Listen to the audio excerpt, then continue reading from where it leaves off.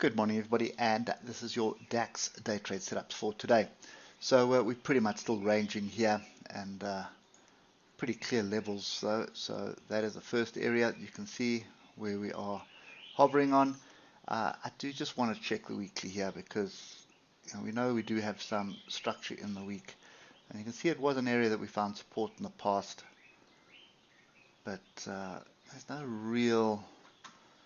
nothing here that really excites me, to be honest. That's 12,126. So if we just drill down, we're going to drill down now, but just looking at the 8 hour, you could argue for a triangle, consolidation triangle, or even a flat bottom triangle. I think the key to this little setup here is that. So at the moment, coal prices are going through the roof, and a lot of that is because one of South Africa's export markets is Europe, and we have a strike underway. Quite uncanny how the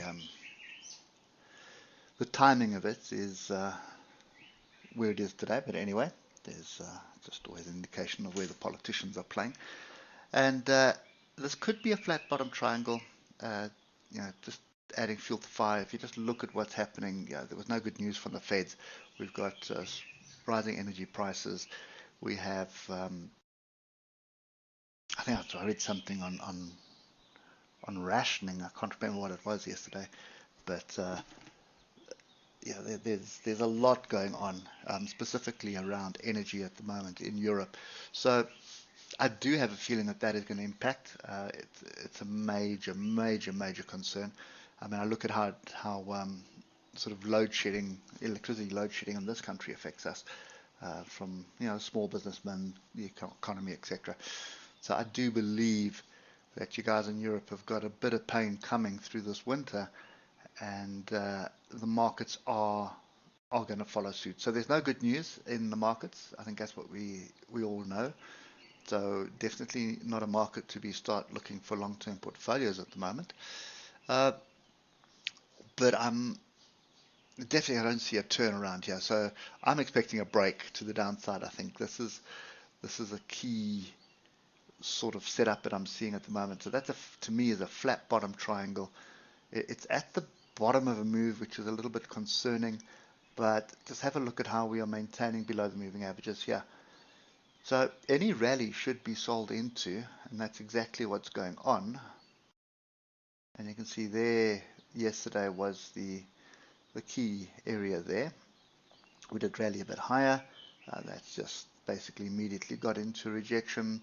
There was no real structure at the upside there, so I'm going to check that on the 15-minute, but I didn't see anything, and I already made the decision to stay out of the market. So no, there's nothing really up there that was exciting. Pure range. If you just zoom down, that's a pure range. I can just put another level at the top, and that's going to give you the sort of two ranges. So there's the top end of the range, and here's the bottom end of the range. So with that logic defined, I would like to see a selling off 12,200. Maybe not get as high as that, maybe just come in to close a gap, or alternatively just test this bit of structure that we had here. But that's kind of the view I've got at the moment. Even if we do pop above this, I would be a seller here at 12,267. That's going to be top of range in the downtrend, so that's the direction to trade in. Don't like the way the oscillators are looking at the moment, so that doesn't give me any confidence that there's an opportunity here.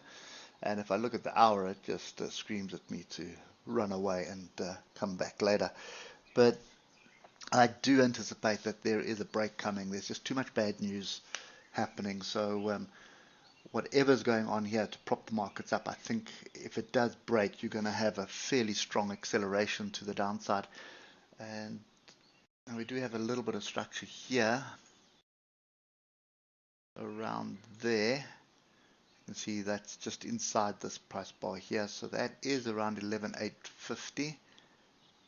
But that's kind of the only thing that I can see. I just want to swing left here on the 8 hour just to make sure we're not missing anything here. There's nothing really that could hold us up where price is at the moment. And look at that. There is a gap down here. Let's just see if that gap is closed. That wasn't COVID. There's the COVID gaps there. That gap could have closed. Sorry guys, rambling a bit, but just let me check. I typically don't prep for these meetings. No, that gap has closed. Okay. So yeah, so I think if we break below this area here, just break below the structure here, 12126, but you can see there's a lot going on here, a lot of buyers coming in at this area. So to break through here is going to be quite a catalyst. So for me, the logic would be quite simple. I'm looking to sell off 12200, or alternatively, even better, off 12266. If we get above 12266, come back and find support here, then it's time to change the tune, and then you're looking for a move to the upside of some sort. But if we do break below this, I'd be very wary of chasing the break. I'd want to see a retest of it, because you can see what's happened every time we've broken below this. The buyers have stepped in. And this has been, what's that, 1, 2, 3, 4, 5, that's 6 times. Call that 7 times. So every time we get to this, let's do that. So that is 12110. The buyers step in. So I'm going to want to see a massive bar close below that, possibly 2 or 3 1-hour bars close below that, and then come back and test it for a decent short. Otherwise, it is short higher up. So that's the two areas, 12200 or alternatively 12264. But be wary, it is in a range, and whenever we're in a range, there is the probability of it moving in either direction. And the longer it's in the range, typically in my experience longer than 20 bars, and this is 43 bars in the range, then you've got a better chance of flipping a coin to second guess where it is. So just go with the trend. The trend is down, so you want to be short, but you want to be short higher up. Don't bother trying to come in short here. You're going to stress yourself out because you're trying to anticipate a break, which more than likely will not happen. So trade it from there and take your profit down on one of these two levels here. Anyway, that's kind of me. Hope it helps, and we'll catch up with you tomorrow morning. Cheers for now.